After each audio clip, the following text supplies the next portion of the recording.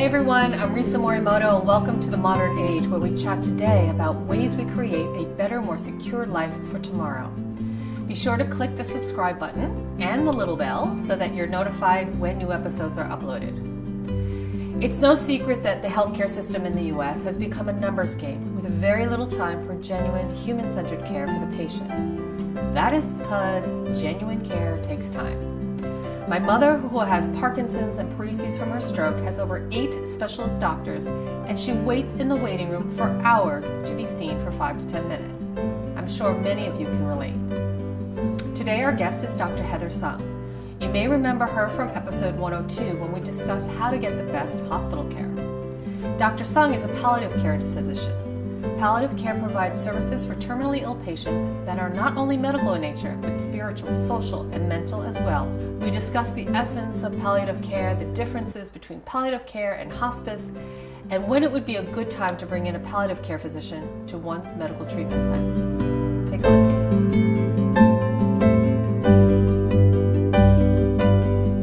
Hi Heather, how are you? I'm good, thanks. Thanks so much for being here today.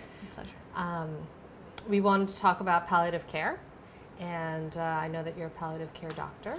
So tell me, how do you define palliative care? A lot of people associate palliative care with end-of-life care, and it isn't the same as end-of-life care. And so when I go into a room and introduce myself as the palliative care physician, oftentimes I'll see the patient's eyes open up wide with fear, and the family member, oh, no, we don't want to talk about that. So I have to come up with a definition that's pretty quick to get my words in before they kick me out of the room.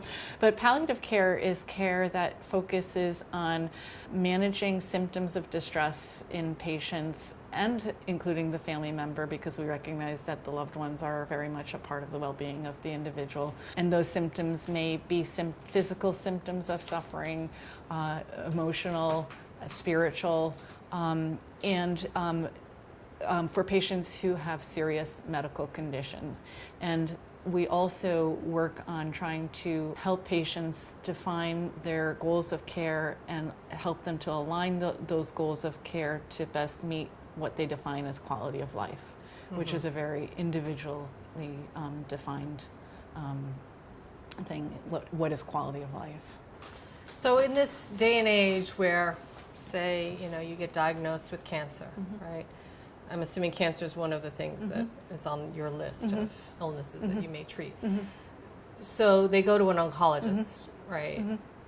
At what point do you kind of step in? Yeah, and so that's where palliative care is not equal to end-of-life care, and where traditionally people have requested palliative care to perhaps come in too late in the patient's course of illness. Palliative care, because it's addressed to support the patient and their loved ones through complex symptom management and also talking about goals of care as disease progresses, it has been found that actually, and the studies were first done in the cancer patients and lung cancer, that when palliative care is involved earlier on, that the patients actually do better, because all that distress from symptoms, the emotional stresses and all of that can actually affect the well-being of the patient. So now a lot of the cancer programs are recognizing that and may have palliative care incorporated into their cancer treatment programs.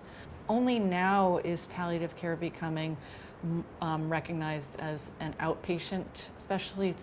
I often feel like it's a little backwards, because when you're talking about goals of care for a patient, the best place for that to happen isn't really in the acute hospital setting, right, when everything is happening and there's so much going on that you really haven't had time to think about these important issues of what's important, quality of life for you.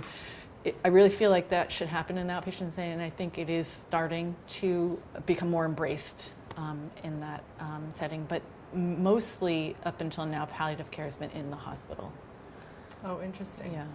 So most palliative care doctors don't even have like private practice because, right, well, I feel like, it's not on people's radars, yeah, right, to even reach out to a palliative care doctor. So unless your oncologist is going to recommend it, I don't know if someone would actually go. But now that I know about it, I'm like, where has this been this whole time? Yeah. That's kind of how I feel, Yeah. especially with parents who are both who both have serious sicknesses, Yeah. you know? Yeah. So how would you describe how you would work with, say, a cardiologist or an oncologist or a specialist? Because I feel like our world of medicine has become so specialized that Yes. people automatically go to their specialist Yes. before they go. Yes, and that's something that I have strong feelings about, because I think that patients often feel that they become fragmented, Yeah. and that they see this specialist for the heart, this specialist for the lung, this one recommends this, that is studied to be the best in their heart, but it may actually give them more side effects in the rest of other aspects of their well-being. My mother has 8 doctors. Yeah, It's and crazy. then as you get more and more frail, to go to each of these 8 doctors becomes exhausting for an individual, and stressful. And the palliative care doctor helps to coordinate the care. It helps to see the person in a more holistic manner. Does that actually mean like your specialties of all these things? I mean, as a It certainly helps that my background specialty is internal medicine. Right. Yeah. But I think it varies in terms of how in-depth the palliative care specialist's knowledge is in the various specialties. You don't have to know everything about all of those disease processes affecting the different organ systems, but what you have to have a good sense of, I think, as a palliative care specialist is overall functionality of the patient. The functional status of the individual is often the best indicator of their prognosis. And What do you mean by that? so when you're having a goals of care conversation, you need to kind of get a sense of, in your mind, what is the frailty of this person? Perhaps what is their future going to look like, prognosis-wise? And therefore, when you work with the families on making decisions about treatments and their side effects, you can help to make those decisions based upon that individual's overall condition. For example, let's talk about someone who has lung cancer who might be 50 and has no other medical problems, and the oncologist is recommending chemotherapy to them, and they talk about what's important to them is going out, still playing golf, and going out and maybe traveling to Bermuda, or doing all these sort of active things, seeing their child graduate from college. And you may then say, well, then if that's your hopes, it's not a crystal ball, but treatment may be reasonable if it can potentially extend your life this much, and that your physical status is this, such that your risks of being undermined by the side effects is that. Whereas if you're looking at a frail individual, maybe 75 years old, who has other underlying conditions, maybe some cognitive impairment, is more homebound, has limited support and resources, who really just doesn't want to be in and out of the hospital anymore, then your conversation might be different. So it's not my knowledge about the chemotherapy specifically, but more of my knowledge about that individual, what their quality of life is, what their functional status is, and how that treatment might affect them Right. from achieving those goals in the future. So, but shouldn't that be the conversation they have with their oncologist? It is. It should, and it is. But those conversations, as you know, aren't just a one-time conversation. It's not just, let's have this conversation now, and then you start the treatment, you don't have that conversation again. And unfortunately, again, I think all doctors want to be involved in that degree with patients, but unfortunately the limitations of time and the complexity of the care and the treatments that they have to offer patients, oftentimes those communications don't occur in a satisfying way. But I think that the specialists recognize now that the palliative care physician is not someone who is a threat, which is sometimes what it used to be thought of as like, oh, if you see the palliative care, they're going to tell you you don't want this treatment anymore. They recognize it as a support to them, someone who can provide that a little bit extra time with the patient, support them through these treatments and help them. It's almost like a family member who is a doctor who can hold your hand at the doctor's appointment type of thing, you know? Right. And almost kind of like a therapist to kind of talk through so palliative care is really a team, interdisciplinary approach to caring for patients. In the hospital setting, it's often a social worker. There's a big spiritual care component, so chaplains who are not seeing patients from a specific religious standpoint, but more from addressing the existential distress that the patients or the loved ones might be experiencing through the course of the complex illness. And then a physician or a nurse practitioner is oftentimes what the team consists of. Wow. Yeah. So that's complicated, because then you're dealing with other doctors, right? Yeah, a lot of coordination of care. So so I'm assuming, is it the palliative care doctor that's kind of the team captain, so to speak, and then they're kind of recommending what in terms of the care of that patient? And then who they should be talking to. Well, in terms of the team members. In the hospital setting, a palliative care consultant is involved if the attending requests it, and or if the patient or family are aware that that's something. Now people are starting to know what palliative care are, and they may request it themselves. But we wouldn't know to necessarily get involved unless someone were to consult us. Some programs are implementing a screening tool to assess the frailty of patients, and those look at the disease and the functional status and whether the patient has complex symptoms. And if they meet certain score on those screening tools, then the attending physician, who may be a hospitalist, would then get a trigger to say, hey, this patient may benefit from a palliative care consult. They may or may not pursue it, but it just sort of helps people, remind them that this exists.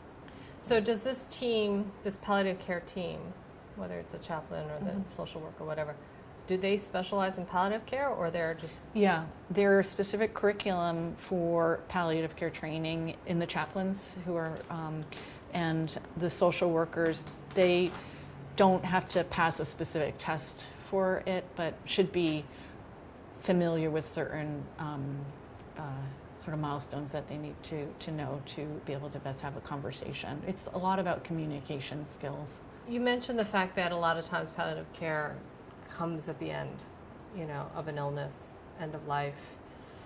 And that's how people, I think, right now associate it. A lot of people, I feel like, get palliative care and hospice mixed up. Yes. Yeah, and that's something we're trying to educate people more and more, because we know the value of it is long before you reach that point.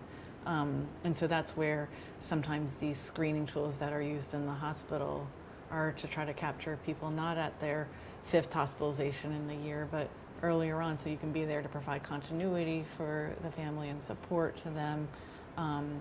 Maybe address some goals that would affect whether or not that patient wants to continue this kind of treatment. Are they having quality of life, or are they suffering? And sometimes that question is not asked.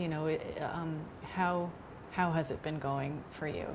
And to give the patient that opportunity to talk about that, the relief that they have to be able to finally express that is profound sometimes. I've had patients ask me, I don't want to keep coming back to the hospital, but I don't know what to do. So I think sometimes people are afraid to ask that, because we're always so pro-life. And certainly, yes, if that's what you want, if you're still maintaining quality of life, but people are afraid to talk about when they aren't having that quality of life anymore. But we want to see people not at the end, but through the course of that that condition. So hospice is a component of palliative care. Palliative care can be started at the time of diagnosis of a serious illness, concomitant with curative therapy. And then it can continue on as disease progresses. And if you reach a point where continuing treatment is no longer in line with what your wishes are, or continued treatment no longer is providing you with any therapeutic value, then we are there to be able to transition the patient into hospice. Would you help a family decide when it's time for them to go into hospice, or? My role is not necessarily to decide when it's time, but to understand when the individual is no longer achieving quality of life. And that's based upon what the patient has shared with me. And that's very variable per person. There are people who are willing to continue treatments that provide them with a great level of physical suffering, let's say, because that extra couple of weeks or months is important to them. And if that treatment can, provide them with that, that's worthwhile. There are those patients who feel like the suffering that they are going through has, that they no longer have the joy in life anymore. And then they may hold on for various reasons, because of family, because of unsettled business and things like that, where we can help them to find closure, to get to that point where they can have as peaceful of the last phase of their life as they can. So do you have any examples, like, in your years of doing this, where you've seen the impact of having palliative care treatment, whether it prolonged their life or whether it really did increase their quality of life? Yeah. I'm biased, of course, because this is my field, but yes. But you're so intimate with it. That's, for those who are like ever considering it or have never even heard of it, like how it can, what's a concrete example of how you've seen it in action? I think that part of our training is on complex symptom management. So patients who suffer from intractable pain relating to their metastatic cancer, say, I think we'll be better able to manage those symptoms. In terms of having a goals of care conversation, again, that's a training, that's a skill that we've had, and so to be able to have that conversation in a way to really get a good understanding of who that person is and how to then guide them in aligning their care to meet those goals. Also to work through complex family dynamics so that as disease progresses, again, to find some level of peace in the process. Yeah. So have there been times where you've seen kind of the change, like? I will say that people often will say, oh, how do you do that? How do you do palliative care? That must be so difficult. But to me, the gratitude perhaps is the best way to answer that question that so many people express when you become involved in their lives and help them in that way is so rewarding. What would you say is the single biggest takeaway for you? Leave a comment below and let us know, or contact us on Instagram or Facebook at This Is Modern Aging. If you enjoyed this episode, please share it with your friends and family, and I'd love for you to subscribe and click that little bell so you'll always know when new shows are uploaded. Signing up to our email list at our website, modernage.tv, is the best way to keep in the loop about our latest episodes and other upcoming events. To live your best life tomorrow, you need to start today. Thank you so much for watching, and we look forward to seeing you next time on The Modern Age.